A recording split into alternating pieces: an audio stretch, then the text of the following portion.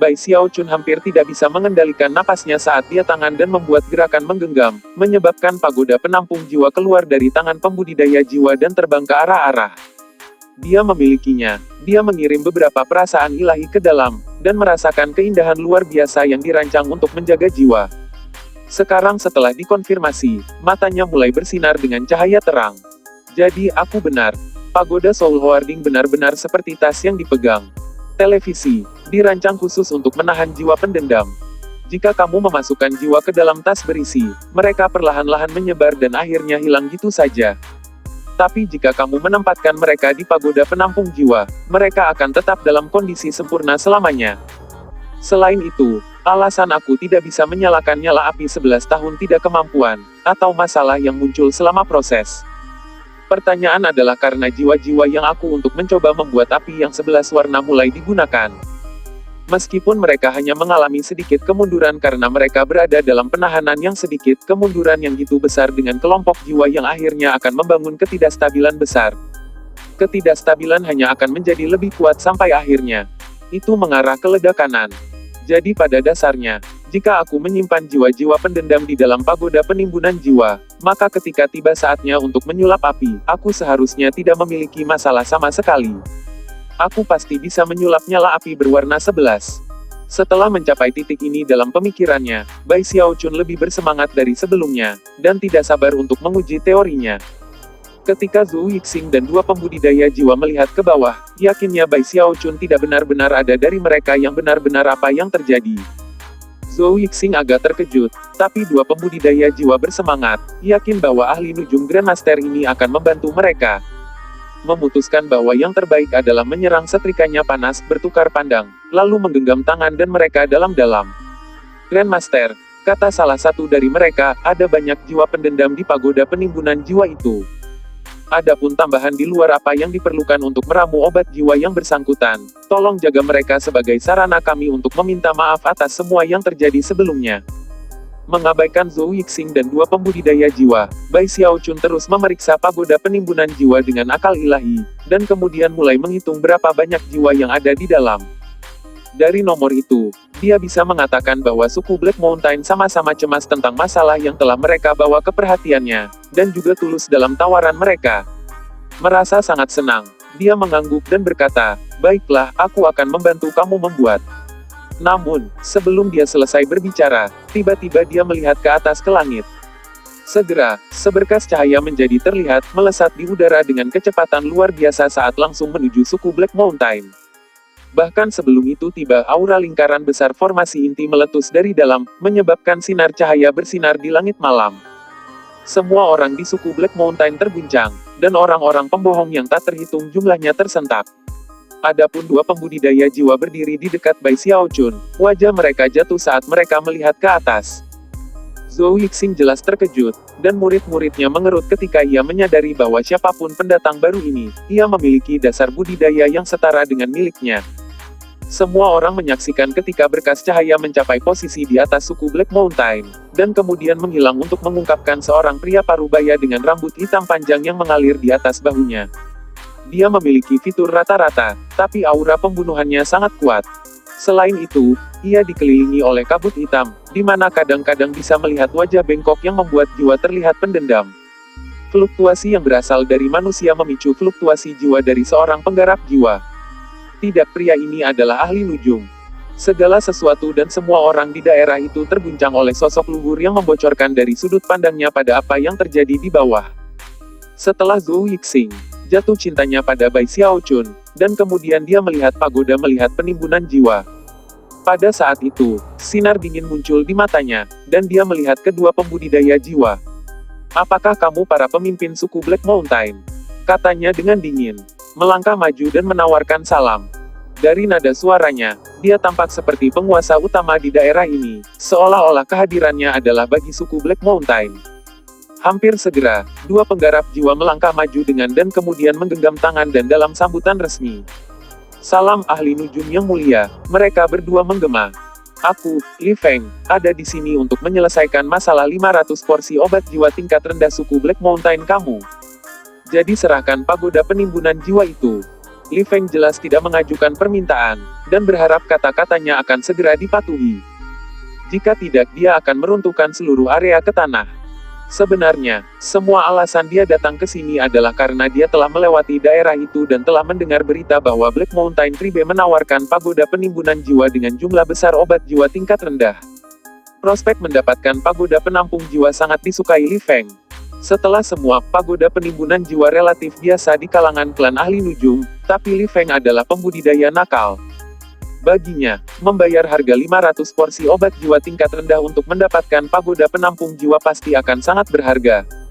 Segera setelah dia mendengar berita itu, dia muncul di markas suku. Sayangnya, gitu dia melihat bahwa pagoda tinggal jiwa ada di tangan Bai Xiaochun, dia menyadari bahwa dia mungkin tiba agak terlambat. Namun, itu adalah kesempatan yang terlalu penting baginya untuk menyerah gitu saja. Selain itu, dia masih yakin bahwa dia bisa mendapatkan pagoda penimbunan jiwa untuk dirinya sendiri, terlepas dari apakah dia datang terlambat atau tidak. Bai Xiaochun hanya berdiri di sana, berkedip beberapa kali tapi menahan komentar. Dua pembudidaya jiwa Black Mountain Tribe agak terkejut. Sebelum Bai Xiaochun muncul, mereka akan sangat gembira saat kedatangan Li Feng. Tapi sekarang ada dua ahli nujum untuk menangani, mereka tidak yakin apa yang harus dilakukan. Jelas mereka tidak ingin mengingat salah satu dari mereka. Setelah ragu-ragu dalam waktu yang lama, salah satu dari mereka berkata, Yang Mulia, Grandmaster lain ini sudah setuju untuk membantu kami. Petik 2. Sebagai tanggapan, Li Feng menajam, menjadi sesuatu seperti cahaya pedang yang melesat ke arah Bai Xiaochun. Urusan wilayah ini tidak ada hubungannya dengan kamu, katanya. Lebih jauh, aku ingin pagoda penimbunan itu. Berikan segera. Tatapannya menakutkan untuk dilihat, dan kata-kata yang diucapkan dengan kesombongan yang luar biasa. Dari dingin marah matanya, dia akan sangat jelas jika Bai Xiaochun tidak melakukan seperti yang dia katakan. Ada juga dingin rasa jijik dalam sikapnya rasa jijik yang lahir dari rasa percaya diri tertinggi. Bai Xiaochun membocorkan Li Feng dengan marah. Sejauh yang dia ketahui, dia telah melakukan hal yang benar dengan menahan diri untuk tidak mengucap orang, tapi di sini seseorang datang untuk mencoba dan menggertaknya. Itu benar-benar terutama mengingat bahwa pagoda penimbunan jiwa dipertaruhkan. Pagoda itu sangat penting baginya, dan bukan sesuatu yang akan ditinggalkan gitu saja. Apa yang kamu lihat? Kata Li Feng, matanya berkedip dingin. Aku melihatmu. Jawab Bai Xiaochun, menjulurkan lehernya. Ada masalah dengan itu. Saat dia mengungkapkan, dia pernah mengungkapkan itu, sepanjang hidupnya, dia tidak pernah gagal dalam kontes membocorkan. Menimbang itu, dia benar-benar membuat kagumnya terlihat lebih garang saat dia membocorkan Li Feng. Dua pembudidaya jiwa dari suku Black Mountain memandang Li Feng dan kemudian Bai Xiaochun, dan akhirnya hanya menghela nafas. Pada titik ini, mereka tahu bahwa mereka tidak dapat melakukan apa-apa tentang situasi ini, dan hanya perlu menunggu dan melihat bagaimana keadaan yang terjadi. Selain itu, selamat mereka mendapatkan apa yang mereka cari dari kesepakatan, tidak masalah bagi mereka yang menang pada akhirnya. Setelah beberapa saat bernafas, Li Feng tiba-tiba tertawa terbahak-bahak. Namun, itu adalah tawa yang dingin dan menjijikkan yang sepertinya mengatakan dia tidak ingin menurunkan dirinya untuk berbicara lebih tinggi dengan Bai Xiaochun.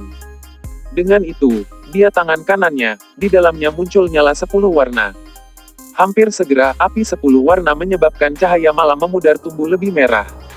Suku Black Mountain segera mulai menangis karena terkejut. 10 api berwarna. Surga, dia berada di puncak peringkat ahli-ahli nujum. Orang-orang pembohong semua mulai ayak untuk bersujud. Orang pembohong satu-satunya yang terkejut. Pikiran dua kultivator terguncang, dan mereka segera maju untuk bersujud, merasa benar-benar terguncang. Puncak dari peringkat ahli-ahli nujum. Ahli nujum seperti itu sangat langka. Dengan hanya sedikit kemajuan, dia akan mencapai peringkat terestrial. Petik 2. Seorang ahli nujum seperti itu setuju untuk meramu obat jiwa bagi kita adalah bagi suku kita. Aku tidak bisa percaya bahwa Li Feng ini berada di puncak peringkat Master Necromancer. Luar biasa, luar biasa. Kita memiliki kesempatan untuk bertahan hidup. Petik 2. Dari samping, Zhou Yixing merasa sangat gembira pada kesempatan untuk menertawakan kemalangan Bai Xiaochun. Jika Li Feng dapat menghancurkan Bai Necromancer ini dalam pertempuran, maka Zhou Yixing akhirnya akan bebas dari situasinya saat ini. Ayo, pikirnya, mulai berkelahi. Bawa dia keluar. Li Feng sangat senang dengan reaksi orang banyak. Yang benar adalah bahwa dia baru saja berhasil menyulap api 10 warna, sehingga perasaan yang dipuja untuk menunjukkannya di masa depan adalah hal yang cukup baru baginya. Menatap Bai Xiaochun dengan mencibir dingin, dia berkata, lepaskan. Bab 577, Penindasan. Li Feng benar-benar sangat tidak percaya diri. Dia bisa mengatakan bahwa Bai Xiaochun memiliki basis kultivasi yang luar biasa, tapi dia tidak peduli. Fakta bahwa ia memiliki kekuatan nyala 10 warna di sisinya, membuatnya sangat percaya diri untuk dapat melihat hampir semua orang di tingkat kultivasi yang sama seperti dirinya. Dia adalah ahli nujum yang mengandalkan sebagian besar api jiwa ketika datang ke pertempuran magister. Selama lawannya bukan ahli nujum peringkat lebih tinggi dari dirinya sendiri, dan memiliki dasar kultivasi yang sama, maka ia yakin bisa menang. Li Feng mengungkapkan Bai Xiaochun, berdecak dingin di dalam hati, benar-benar yakin bahwa selama ini lawannya tidak sepenuhnya bodoh, dia tidak akan berani menyebabkan masalah. Bai Xiaochun mengerutkan kening saat dia membocorkan Li Feng yang agresif. Pada saat yang sama, kata-kata yang diucapkan oleh para penonton mencapai telinganya. Sejauh menyangkut Bai Xiaochun, Li Feng terlalu sombong. Jelas dia mengeluarkan api 10 warna dalam upaya untuk mencuri guntur Bai Xiaochun. Menggelengkan kepalanya ke dalam, Bai Xiaochun tidak bisa membantu tapi berpikir bahwa Li Feng sama sekali tidak cocok dengannya. Li Feng ini memiliki dasar kultivasi formasi inti, tapi kepribadiannya jelas tidak cocok. Kami para kultivator harus kualitas batin, dan harus menahan diri dari soboating bombastis. Bahkan jika kamu ingin pamer, kamu tidak harus melakukannya dengan cara yang kasar. Pada saat yang sama, dia bertanya-tanya apakah dia harus memusnahkannya dengan satu pukulan, atau menunjukkan kepadanya dengan contoh apa yang membuat adegan hanya besar. Ketika ia memutuskan apa yang harus dilakukan, dua pembudidaya jiwa dari suku Black Mountain mulai membuat permintaan samar Bai Xiaochun untuk mengembalikan pagoda penimbunan jiwa. Menimbang bahwa dia hanya bisa menyulap api 7 warna, sedangkan Li Feng bisa menyulap api 10 warna, tampak jelas siapa yang berada di posisi superior. Namun, mereka menjaga permintaan mereka dengan sangat tidak jelas, karena mereka tidak ingin tertarik Bai Xiaochun. Bai Xiaochun hanya memperhatikan mereka, mendorong Zhou Yixing untuk membersihkan tenggorokannya dan berkata, ini bukan orang yang ingin kamu mainkan, Yang Mulia. Kenapa kita tidak mundur saja? Petik 2. Tatapan Bai Xiaochun meningkat. Lebih tidak senang dari sebelumnya, dia memutuskan bahwa memang hanya waktunya untuk menunjukkan, bukan Li Feng, tapi semua orang yang hadir, apa yang membuat. Aku benci kalau orang mencoba pamer di depanku. Pikirnya. Menjulurkan dagunya ke atas dan melihat sekeliling dengan jijik, dia melihat ke arah menghasilkan lidah api 7 warna. Kumpulan api 7 warna muncul, terlihat aneh bisa terlihat di wajah orang pembohong dan dua pembudidaya jiwa. Dis Li Feng. Dia tertawa kecil dan berkata, aku pikir kamu sudah digigit sedikit lebih banyak daripada yang bisa kamu punya. Bai Xiaochun. Li Feng, ketika kamu bertemu dengan ahli nujum di Wildlands, kamu sebaiknya menahan diri untuk tidak mengatakan hal-hal seperti itu. Kamu harus benar-benar menerima nasihat dari aku ini dalam hati. Kata-kata itu terdengar sangat mendalam dan bermakna, dan ditambah dengan pemandangan di sekitarnya dan pakaiannya berdesir di atas angin, tampak sangat elegan dan luar biasa. Ada someting yang kuno dalam suaranya, someting yang bermadi langit dan bumi. Nyaris digunakan, seolah-olah dia mengingat kembali ingatan masa lalu. Seluruh gambar yang disajikan langsung terukir dalam-dalam di benak mereka yang hadir. Izinkan aku untuk menjelaskan, lanjutnya. Kamu tahu, dalam situasi seperti ini, kamu tidak tahu siapa sebenarnya yang kamu hadapi, dan tidak tahu orang luar biasa yang mungkin kamu hadapi. Sambil berdiri, di atas tangan kirinya, menyebabkan sejumlah besar jiwa pendendam yang dicurahkan dari pagoda penimbunan jiwa. Gitu jiwa-jiwa muncul, Bai Xiaochun melemparkan api 7 warna di bumi, menyebabkannya menyebar ke lautan api. Kemudian, dia mengirim jiwa-jiwa pendendam yang mengalir masuk. Itu terjadi sangat cepat. Dalam mata, suara gemuruh bisa terdengar saat lautan api kembali ke telapak tangan Bai Xiaochun, berubah menjadi satu kesatuan. Itu adalah lidah api dengan warna tambahan. Itu telah menjadi api 8 warna. Semua orang pembohong memandang dengan mata lebar. Api 8 warna. Dia baru saja menyulap api. Petik 2. Gelombang tangan mengubah api 7 warna menjadi api 8 warna. Ini. Petik 2. Kedua pembudidaya jiwa benar-benar terguncang. Mereka telah melihat ahli nujum menyulap api di masa lalu, tapi belum pernah melihat orang melakukannya dengan santai seperti yang baru saja dilakukan Bai Xiaochun. Dia telah bergerak dengan sangat lancar, mengubah api 7 warna menjadi api 8 warna hampir tanpa usaha. Mereka bukan satu-satunya yang mengejutkan. Di udara, Li Feng sama-sama terpana. Lagi pula ketika menyalakan api 8 warna itu selalu merupakan proses yang sangat sulit. Tiba-tiba, dia memiliki perasaan yang sangat buruk, dan hampir kehilangan atas ekspresi wajahnya. Sambil tergelak dingin, dia berkata, "Kamu pasti sudah banyak berlatih dengan nyala api 8 warna, kan? Jadi bagaimana jika kamu terjebak pada level itu untuk waktu yang lama? Kamu masih belum memenuhi syarat untuk berdiri di depan aku." Bai Xiaochun membocorkan Li Feng, ekspresinya tenang ketika dia berkata, "Jika api 8 warna tidak cukup untukmu, bagaimana dengan api 9 warna?" Dengan santai membawa hadiah, dia menyebarkan 8 warna ke lautan api, lalu mengirim lebih banyak jiwa pendendam yang keluar dari pagoda penampung. Tidak ada waktu berlalu sama sekali sebelum lautan api mulai menelan jiwa-jiwa. Terlepas dari kecepatan yang terjadi, jelas ada beberapa pola yang terlibat dalam cara jiwa-jiwa dimasukkan ke lautan api. Kemudian, Bai Xiaochun perlahan-lahan menutup telapak tangan menjadi kepalan, menyebabkan lautan api jatuh kembali ke dalam genggamannya. Setelah api yang terkandung di antara jari-jarinya, dia membuka lagi, mengungkapkan nyala api dengan 9 warna. 9 api berwarna. Orang-orang pembohong tidak lagi terpana, tapi kaget. Mata kedua pembudidaya jiwa itu muncul dari kepala mereka, dan mereka terengah-engah, pikiran mereka terhuyung-huyung di luar kendali. Li Feng mulai gemetar saat dia membocorkan api di tangan Bai Xiaochun.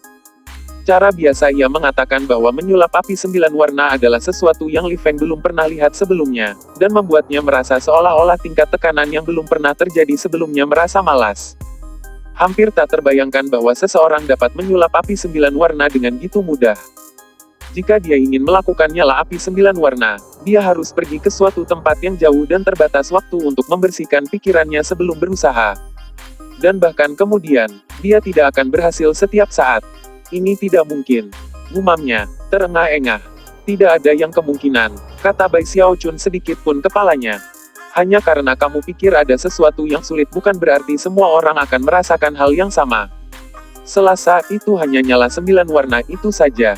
Terlihat setenang biasanya, dia mengirim lebih banyak jiwa pendendam yang terbang keluar dari pagoda penimbunan jiwa, mengisi segala sesuatu dalam area 300 meter dan memaksa untuk mundur seperti 9 warna nyalanya menyebar ke laut yang mengamuk. Itu adalah pemandangan yang mengejutkan. Jiwa-jiwa pendendam bergabung ke laut, sebuah proses yang membutuhkan beberapa saat. Setelah itu Bai Xiaochun sekali lagi menutup telapak tangan menjadi kepalan. Dalam beberapa saat, lautan api yang mengamuk telah menyusut dan tersembunyi di dalam tangan. Semua orang beralih ke perhatian pada penampilan Bai Xiaochun, yang tampak seperti penguasa utama api. Seolah-olah semua jenis api akan menyerah dan mengakui kesetiaan Anda. Bahkan api 10 warna tidak benar-benar masalah besar, kata Bai Xiaochun, tersenyum samar. Ketika dia membuka tangan, semua wajah jatuh ketika cahaya gemerlap meledak ke segala arah untuk mengungkapkan api 10 warna. Lebih jauh lagi, nyala 10 warna ini tampak sangat bersemangat dan hidup, panasnya gitu kuat sehingga ombak beriak, hampir seolah-olah akan menyala. Semua orang di daerah itu terpaksa mundur lagi, ekspresi terkejut yang sangat di wajah mereka ketika mereka melihat Bai Xiaochun.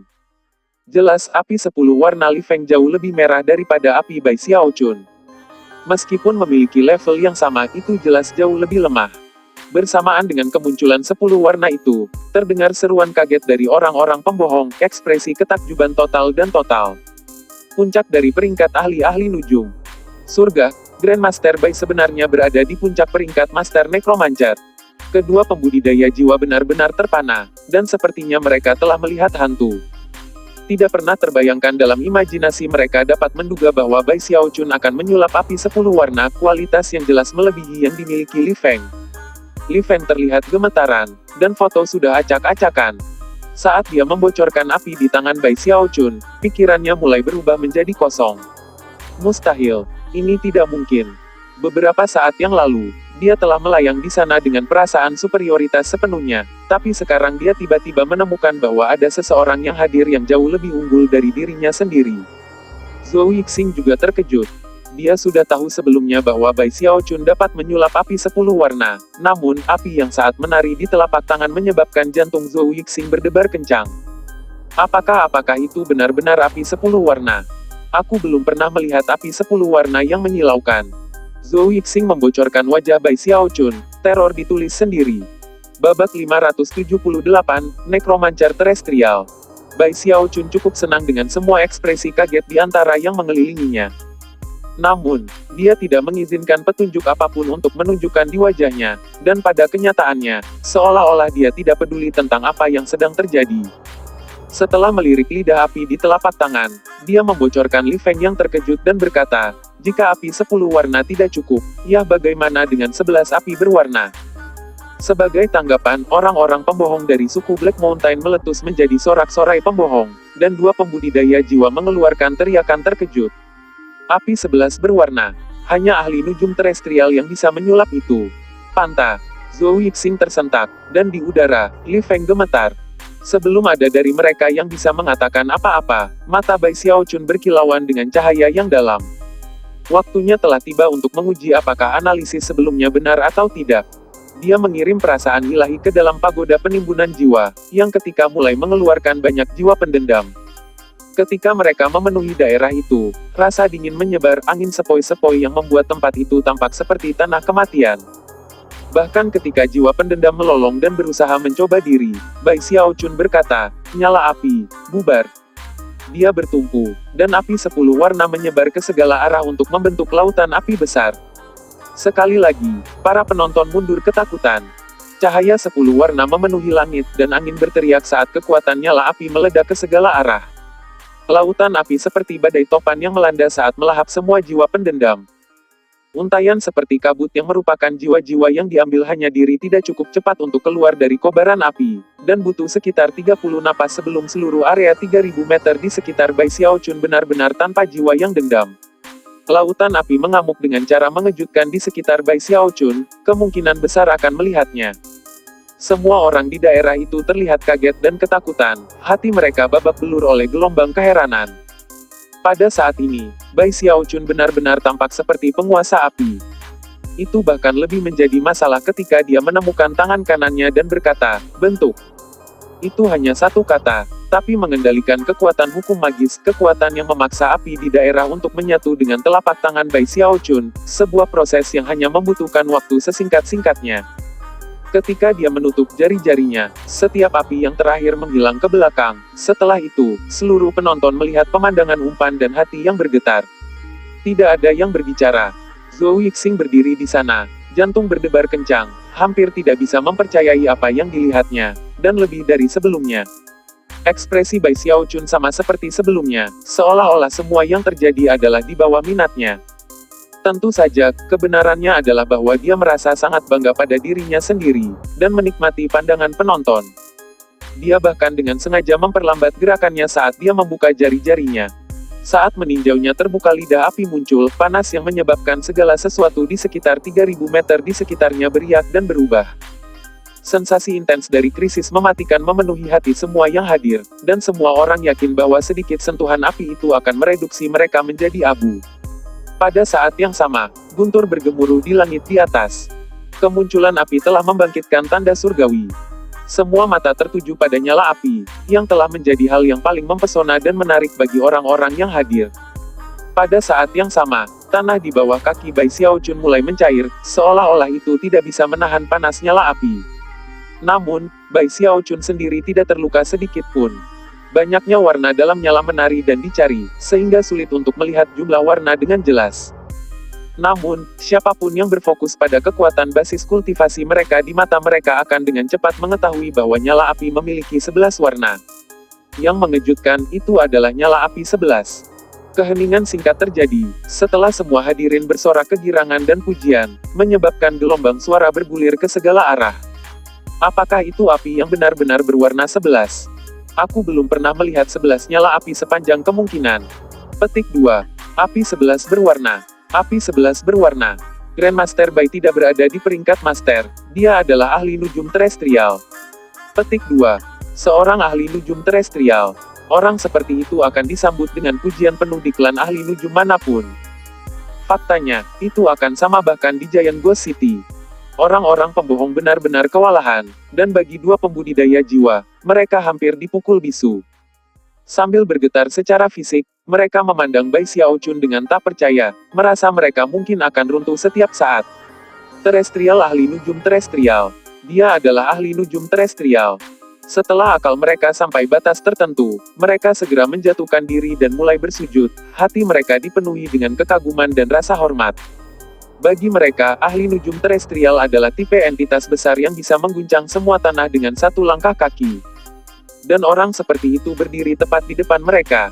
Kemudian mereka berdua berharap mereka baru saja menyarankan agar dia mengembalikan pagoda penampung jiwa yang mereka tawarkan. Sebenarnya dari fakta samarnya mereka membuat bahwa mereka telah mengalahkan mereka berdua dengan tingkat ketakutan yang dalam. Jika mereka memiliki reaksi seperti itu, hampir tidak perlu menyebutkan Li Feng, yang paling terlihat dari tengkoraknya. Menggigil secara fisik, dia tiba-tiba jatuh dari udara dan mendarat ke tanah. Grandmaster, tolong tenangkan dirimu. Katanya, berwajah pucat, ketakutannya semakin dalam sehingga jiwanya mulai bergetar. Ia mungkin telah mengunjungi seseorang yang seharusnya tidak pernah membuat Anda mencoba untuk berdiri tegak, dan memenuhi hati Anda dengan lautan kepahitan dan fakta. Pada saat yang sama, ia terkejut bahwa seorang ahli nujum terestrial terkenal akan meramu obat jiwa untuk suku kecil hanya untuk mendapatkan pagoda penimbunan jiwa. Zhou Yixing sama-sama terperangah, dan membocorkan mata bersinar terang pada Bai Xiaochun. Sebelumnya, dia memiliki keraguan, dan bahkan merasa dicemooh untuk Bai Xiaochun, tapi sekarang, dia sepenuhnya yakin tentang orang-orang macam apa dia, dan mulai bersemangat dengan semangat. Dia tahu pasti bahwa ahli nujum ini tidak bisa menyulap nyala 11 tahun sebelumnya. Kemudian, setelah tidak banyak waktu berlalu, dia menyulap nyala api itu dengan sangat mudah, bahkan dengan sempurna. Itu membuat Zhou Yixing benar-benar terguncang dan kagum. Lebih dari itu, dia benar-benar merasa bahwa itu adalah miliknya untuk menjadi pengikut ahli nujum di bumi. Itu terutama karena kemudahan yang dia nyulap api. Jelas, Necromancer Bai ini sangat berbakat, dan itu berarti selalu ada kemungkinan dia akan mencapai peringkat paling tinggi. Karena Zhou Yixing adalah pengikut pertama, dan tidak memiliki orang lain untuk bersaing, itu berarti lebih mudah untuk menjilat. Setelah mencapai titik ini dalam pemikirannya, semangat dan pengabdian Zhou Yixing tumbuh. Bai Xiaochun berdiri di sana, berdiri di depan, lalu berdeham dan memandang Li Feng. Baiklah, orang penting seperti aku tidak akan menyerah pada tingkat yang menyebabkan masalah bagi seseorang seperti kamu. Meskipun demikian, ukuran kecil nilainya kecil, kamu benar-benar perlu mendengarkan aku ketika aku memberitahu kamu untuk tidak menonjolkan diri. Mengagumkannya aku. Namun, apakah Anda pernah melihat saya berkeliling untuk memamerkan? Dia menipu, menyimpan nyala 11 warna itu pergi ke dalam tasnya. Kemudian dia mengayunkan lengan bajunya, menjaga dagunya tetap tegak saat dia melenggang kembali ke gua keabadiannya. Li Feng tertawa pahit di hati. Sejauh yang dia ketahui, jika Grandmaster menganggap dirinya rendah hati, maka dia tidak tahu apa artinya melakukan sebaliknya. Namun, dia tidak berani mengucapkan kata-kata seperti itu dengan keras. Yang dia lakukan adalah bersyukur dengan menyuarakannya. Pada saat yang sama, saya memiliki pemikiran yang mirip dengan yang baru saja dimiliki oleh Zhou Yixing. Jika aku bisa menjadi pengikut ahli nujum terestrial ini, dan menerima beberapa petunjuk sesekali, itu akan menjadi keberuntungan bagiku. Dan bagaimana jika dia bahkan setuju untuk mengajariku beberapa hal? Kehidupan sebagai pembudidaya nakal itu sulit, dan orang-orang seperti Li Feng jarang mendapatkan kesempatan untuk melihat ahli nujum terestrial. Oleh karena itu, dia mengertakkan gigi dan memutuskan bahwa, tidak peduli apa yang terjadi, tidak peduli berapa banyak fauning atau pertempuran yang diperlukan, dia akan menjadi pengikut ahli nujum ini. Pada saat itu, dia tanpa sadar melirik Zhou Yixing dan berpikir orang ini pasti sudah menjadi salah satu pengikutnya. Aku harus melakukan yang lebih baik daripada dia. Zhou Yixing memperhatikan pandangan Li Feng, dan bisa menebak apa yang dipikirkannya. Kurang senang, dia memutuskan untuk menjaga kewaspadaannya lebih dari sebelumnya. Tidak mungkin aku akan membiarkan orang ini melampaui aku sebagai pengikut. Keduanya bisa melihat permusuhan dalam pandangan satu sama lain. Babak 579, Rebranding Topeng. Alih-alih pergi, Li Feng memilih untuk tinggal di suku Black Mountain, tempat ia menanam dirinya di sisi Bai Xiaochun dan berupaya untuk memenuhi setiap permintaannya, bahkan jika itu berarti melewati neraka dan udara yang tinggi. Itu memberi banyak tekanan pada Zhou Yixing, dan juga bekerja untuk meningkatkan semangat dan pengabdiannya sendiri. Bai Xiaochun tidak mengusir Li Feng. Sebaliknya, dia berkubang dalam perasaan indah karena ada dua orang yang menjilatnya. Ai, aku benar-benar terlalu luar biasa. Kemanapun aku pergi, orang-orang bersujud kepada aku kiri dan kanan. Sangat sulit untuk menolak perawatan seperti itu. Aku kira aku terlalu lunak. Tentu saja, orang-orang pembohong itu lebih fanatik dengan Bai Xiaochun daripada sebelumnya, dan para penggarap mulai memperlakukannya seolah-olah dia semacam dewa. Semua suku energi menghadap untuk memenuhi setiap permintaan yang dibuat Bai Xiaochun, yang kepemimpinan adalah hal yang luar biasa. Pada saat yang sama, dia tidak lupa bahwa dia telah berhutang untuk meramu obat jiwa untuk mereka. Namun, sebelum mengambil keputusan itu, ada sesuatu yang sangat penting untuk dilakukan, sesuatu yang tidak bisa ditunda. Malam itu juga, dia mengirim 3 klonnya keluar ke bayangan untuk berjaga-jaga, dan kemudian menyegel gua abadi dengan banyak mantra terbatas. Akhirnya, dia duduk bersila dan dengan hati-hati membuka topengnya.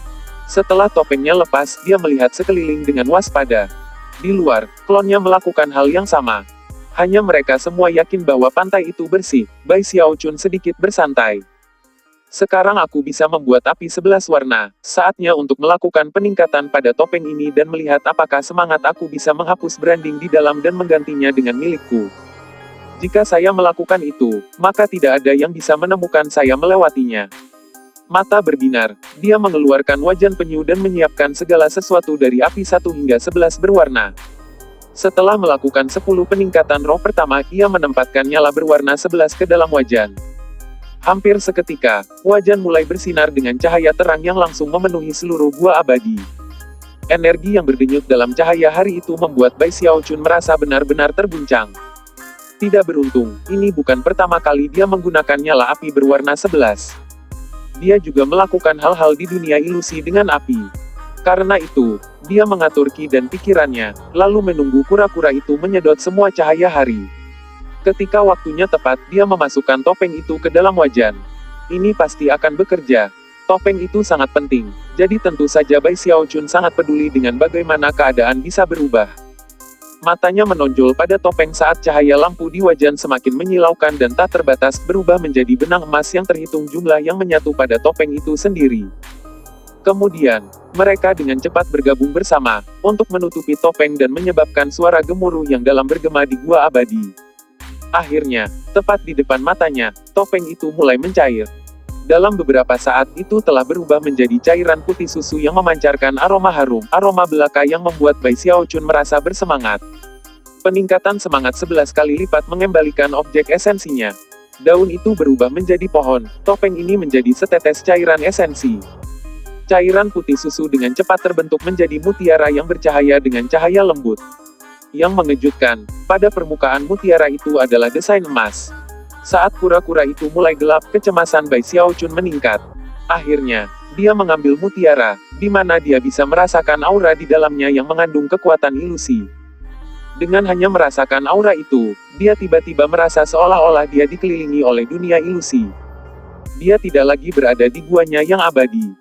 Dia berada di surga surgawi, penuh dengan gunung abadi, bangau abadi, bunga roh, dan kabut mistis. Hampir pasti untuk mengatakan apakah itu nyata atau tidak. Tak beruntung, sensasi itu dengan cepat berlalu, dan dia kembali sadar. Kemudian, dia melihat dengan curiga pada mutiara yang dia pegang di tangan. Kekuatan ilusi benda ini jauh melebihi topeng tua. Mungkin ada lebih banyak perbedaan yang harus aku temukan dari waktu ke waktu. Jantung berdebar kencang, dia memeriksa mutiara lebih jauh untuk memastikan tidak ada tanda branding di sana. Baru saat itulah dia menempatkan tanda brandingnya sendiri di atasnya. Mutiara putih itu berkedip-kedip ketika sebuah tautan dibuat di antara dia dan itu. Itu berhasil. Saya tidak pernah merasakan hal seperti ini dengan topengnya. Sambil tertawa terbahak-bahak, Bai Xiaochun mendorong mutiara itu ke dahinya, yang kemudian menghilang ke dalam mata Dharma Heaven Span-nya. Beberapa saat kemudian, fitur kabur, dan kemudian berubah kembali menjadi Bai Hao. Pada titik ini, Tidak ada celah sedikit pun di topengnya yang menyamar. Apakah itu fluktuasi jiwanya atau aspek lain dari dirinya? Tidak ada sedikit pun bukti bahwa dia adalah Bai Xiaochun. Di masa lalu, tokoh-tokoh maha kuasa tertentu seperti para dewa mungkin bisa melihat beberapa kelainan yang disebabkan oleh topeng. Tapi sekarang, bahkan para dewa pun tidak akan mendapatkan petunjuk apapun. Sementara itu, pada saat Bai Xiaochun mengubah topeng menjadi mutiara dengan menghapus tanda branding sebelumnya dan menggantinya dengan miliknya, sesuatu terjadi di lokasi yang sangat jauh di Wildlands. Di lokasi itu adalah kota yang mengejutkan yang benar-benar keemasan dan besar tanpa tandingan. Itu hampir terlihat seperti naga emas, memancarkan tekanan kuat yang akan menekan apapun di daerah itu. Kota itu tidak lain adalah Ark Emperor City. Di tengah-tengah Ark Emperor City, melayang tinggi di udara, adalah daerah yang dipenuhi awan yang menyediakan untuk berisi kota sendiri di dalamnya. Itu adalah lokasi istana. Di dalam istana, di aula yang didekorasi dengan sangat mewah, seorang lelaki tua duduk bersila dalam meditasi. Dia mengenakan pakaian mewah, dan tipe orang yang mengancam tanpa menjadi marah. Dia posisi yang sangat tinggi, tipe yang bisa menentukan nasib puluhan ribu orang dengan satu kata. Dasar kultivasinya sangat mencengangkan, dan bahkan dari jarak ia tampak seperti makhluk ilahi, yang saleh. Saat tanda branding dihapus dari topeng, mata lelaki tua itu terbuka, menyebabkan cahaya hari tumpah. Siapapun yang mengungkapkan mata itu akan terguncang sampai ke inti. Segera setelah fluktuasi kultivasi pria tua itu bergulir, seluruh istana mulai bergetar. Sudah pergi, gumamnya, mengerutkan kening.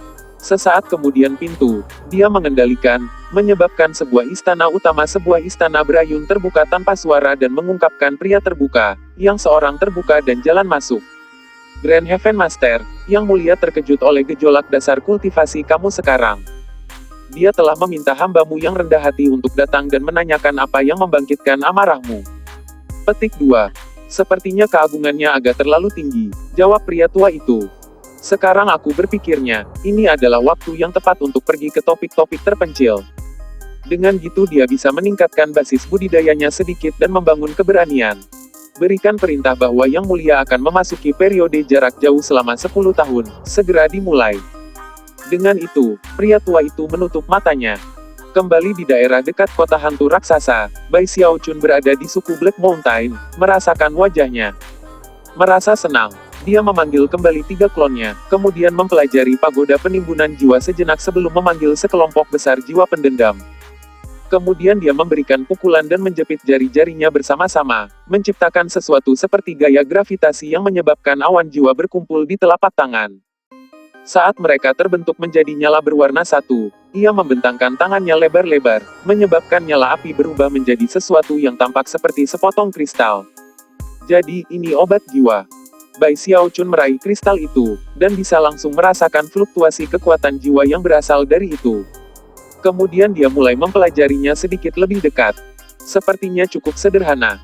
Satu-satunya kesulitan terletak pada berapa banyak warna yang ada dalam nyala. Jadi, hanya orang yang dapat menyulap nyala yang dapat membuat obat jiwa. Aku hanya ingin tahu apakah kamu dapat menggunakan teknik meramu obat nyata untuk membuat obat jiwa lebih baik. Setelah beberapa pemikiran, menghasilkan tungku pil, menggunakan obat jiwa ke dalam, dan mulai beberapa metode meramu yang tahu. Namun, tidak ada yang terjadi. Bai Xiaochun bahkan mengeluarkan beberapa pil obat dan mencoba menggabungkannya dengan obat jiwa. Dia melakukan sedikit usaha ke dalamnya, bahkan menambahkan beberapa tanaman dan tumbuh-tumbuhan, namun akhirnya, mendapat sedikit dari itu. Yah, itu tidak berhasil. Ini menambahkan sedikit kabut obat ke obat jiwa, tapi itu tidak akan melakukan banyak hal sama sekali. Jelas terlalu banyak pemborosan sumber daya untuk memberikan bantuan dalam budidaya. Tidak layak. Namun, sepertinya aku bisa mendapatkan sedikit efek dengan menambahkan elemen beracun. Pada akhirnya, dia menyerah gitu saja. Meskipun sangat penting, tidak ada perubahan yang berarti dalam pengobatan jiwa. Bahkan, hanya ahli alkimia Grandmaster yang akan melihat sedikit perubahan di dalamnya. Namun, semua ini masuk akal mengingat Wildlands adalah tempat tanpa tanaman obat dan tumbuh-tumbuhan. Bab 580, Jiwa Demigod. Bahkan setelah studi lebih lanjut, Bai Xiaochun tidak memiliki pilihan lain selain menyerah pada gagasan yang menggabungkan pengobatan jiwa dengan pil obat biasa. Meskipun dia sedikit kecewa, sama sekali tidak ada cara untuk mendapatkan dua jenis obat yang sama sekali berbeda ini untuk bekerja sama. Baiklah, setidaknya aku tahu cara menambahkan elemen tersebut. Mungkin itu akan terbukti bermanfaat pada hari-hari ini. Dengan itu, ia melanjutkan tugas meramu obat jiwa. Dia telah meminjam pada suku Black Mountain bahwa dia akan melakukan ini untuk mereka, dan dia adalah tipe orang yang memenuhi janjinya. Karena itu, hari-hari berikutnya besar-besarkan tugas itu. Semua pekerjaan dilakukan dengan jiwa yang mereka berikan. Mengingat kesulitan yang mereka hadapi, dan ukuran Bai Xiaochun berhati lembut, dia tidak membutuhkan persyaratan lebih lanjut pada mereka. Beberapa hari kemudian Bai Xiaochun melihat 500 bagian dari tingkat rendah, dan merasa sangat senang melihat betapa menakjubkannya dia. Kurasa tidak seburuk itu bahwa aku menjauh dari tembok besar sementara. Karena aku pandai meramu obat jiwa, aku bisa mendominasi pemandangan di Wildlands, gitu juga di rumah.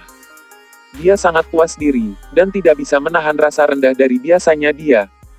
Kemanapun dia pergi, dia selalu berhasil keluar di atas. Mungkin itu hanya pengaturan kuatku yang terbesar. Dia menatap matanya untuk bersenang-senang dalam perasaan itu, tapi kemudian, dia tidak bisa membantu tapi berpikir kembali ke pemandangan di labirin ketika semua orang diteleportasikan. Itu bertanya-tanya di mana guru Dewa Diviner, Song Ke, dan Zhao Long berakhir. Aku ingin tahu di mana mereka sekarang. Tiba-tiba, dia dipenuhi dengan antisipasi saat bersatu kembali dengan mereka di suatu tempat di Wildlands. Untuk beberapa alasan, itu membuatnya merasa tidak gitu kesepian. Setelah mengetahuinya lebih lama, dia bergeham dan kemudian tangan untuk merasakan apa yang dilihatnya. Dalam beberapa hari terakhir, dia datang untuk menemukan bahwa, tidak hanya kekuatan topeng mutiara untuk menutupi auranya sendiri, tapi juga menciptakan fluktuasi yang disebabkan oleh menyulap api. Sekarang, dia bisa menyulap api kapanpun atau dimanapun dia mau, dan tidak ada yang bisa mendeteksinya. Harta yang sangat indah. Akhirnya, dia masalah topeng untuk sementara waktu dan mengeluarkan pagoda dari jiwanya untuk memeriksanya. Setelah aku memberikan 500 porsi obat jiwa tingkat rendah ke suku Black Mountain, tugasku di sini akan tercapai. Meskipun tempat ini tidak buruk, tidak ada alasan untuk tinggal di sini. Dengan itu, saya senang. Di satu sisi, ia benar-benar perlu memikirkan cara untuk kembali ke tembok besar, tapi di sisi lain, ia juga ingin mendapatkan formula untuk nyala api 15 warna. Yang paling penting, dia perlu menemukan lebih banyak jiwa dewa. Jika tidak, dia tidak akan bisa menularkan dari panggung Gold Core ke panggung Naschen Soul. Ini semua kesalahan Nyonya Merah Debu terkutuk itu. Pikiran tentang siapa yang mendorongnya ke dalam kesulitan ini menyebabkan dia mengertakkan giginya. Selain itu, dia sekarang melihat untuk memastikan bahwa, suatu hari, Nyonya Merah Debu dan Chen Hetian tahu hebatnya dia.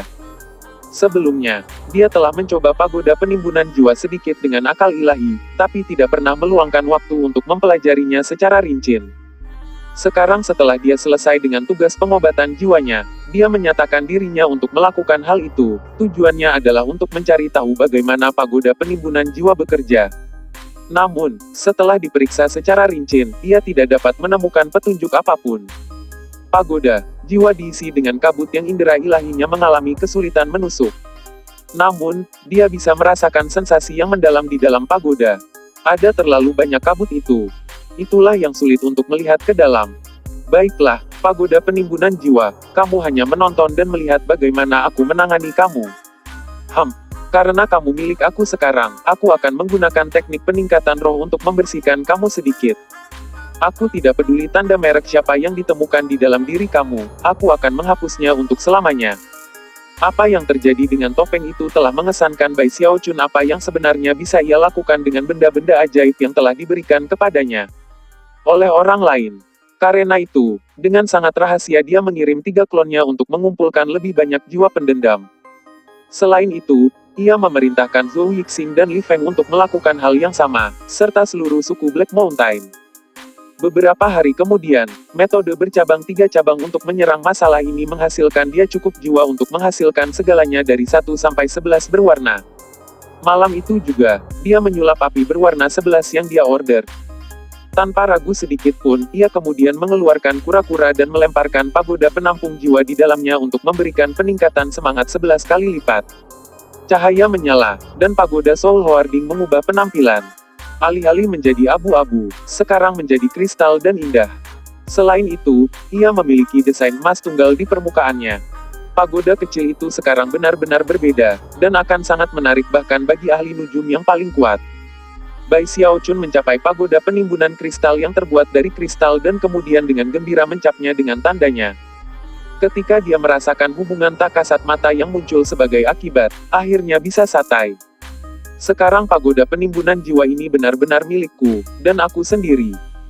Sambil tertawa, dia mengirim beberapa perasaan ilahi di dalamnya untuk memeriksanya lagi. Kali ini, tidak ada kabut yang menahan kemampuannya untuk melihatnya dengan jelas. Tapi kemudian, ekspresinya berubah sangat serius.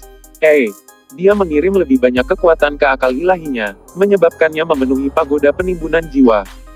Di sana, sangat jauh di dalam, di daerah yang dulunya tertutup kabut, Bai Xiaochun sekarang bisa melihat bukti mantra penyegelan terbatas. Tanda segel sangat samar, dan tidak akan terdeteksi kecuali setelah pemeriksaan dekat. Tanda pemeteraian. Pikiran pertama adalah bahwa anggota suku Black Mountain pasti mendekati kematian dengan menemukan dia. Tapi segera, dia menyadari bahwa itu mungkin tidak terjadi. Berdasarkan apa yang bisa dideteksi, tanda pemeteraian itu menunjuk sama kunonya dengan pagoda penimbunan jiwa itu sendiri. Setelah sedikit berpikir, matanya berkilau, dan dia berusaha membuka tanda pemeteraian dan melihat apa yang sebenarnya ada di dalamnya. Tapi setelah beberapa kali mencoba, ia menemukan bahwa tanda-tanda itu dibuat dari aura kematian. Tanpa ledakan besar rasa ilahi, tidak mungkin untuk membuka. Bahkan, Bai Xiaochun bisa mengatakan bahwa dia saat ini tidak mampu melewati itu. Menarik. Sebuah pagoda penimbunan jiwa yang memandang biasa ternyata memiliki tanda penyegelan kuno di dalam. Dia menarik indera ilahi dan kemudian duduk di sana berpikir, bersinar terang. Jika saya ingin membukanya, saya harus meledakkannya dengan kekuatan yang luar biasa. Dasar kultivasi aku tidak cukup kuat saat ini, tapi itu tidak berarti aku kehabisan pilihan. Baiklah, pagoda penimbunan jiwa, kamu hanya menonton dan melihat bagaimana Lord Bai melakukan sesuatu. Dengan itu, ia memegang tugasnya untuk menghasilkan ember besar. Itu seseorang, dan lebarnya hampir 2 meter, dan segera setelah itu muncul, ia meledak dengan kekuatan spiritual yang kuat. Yang mengejutkan, ember itu terisi penuh dengan air sungai Heavenspan. Kembali selama menghantui sekte penentang sungai, Bai Xiaochun, dalam ketakutannya, merendam topengnya di ember ini. Bahkan dia sudah melupakan masalah itu untuk sementara waktu. Menimbang bahwa dia membutuhkan ledakan besar kekuatan spiritual untuk menangani pagoda penimbunan jiwa, ini adalah barang yang sempurna untuk diambil dari tasnya yang dipegang. Air sungai Heavenspan adalah kelangkaan utama di Wildlands. Ember ini mungkin tidak menjadikan aku orang terkaya di sini, tapi jelas merupakan kantong uang yang besar. Menjilat bibirnya, ia memandangi ember itu dan kemudian kembali ke pagoda penimbunan kristal yang mengkristal. Dengan kekuatan spiritual dalam ember ini, aku seharusnya bisa meledakkan tanda pemeteraian itu.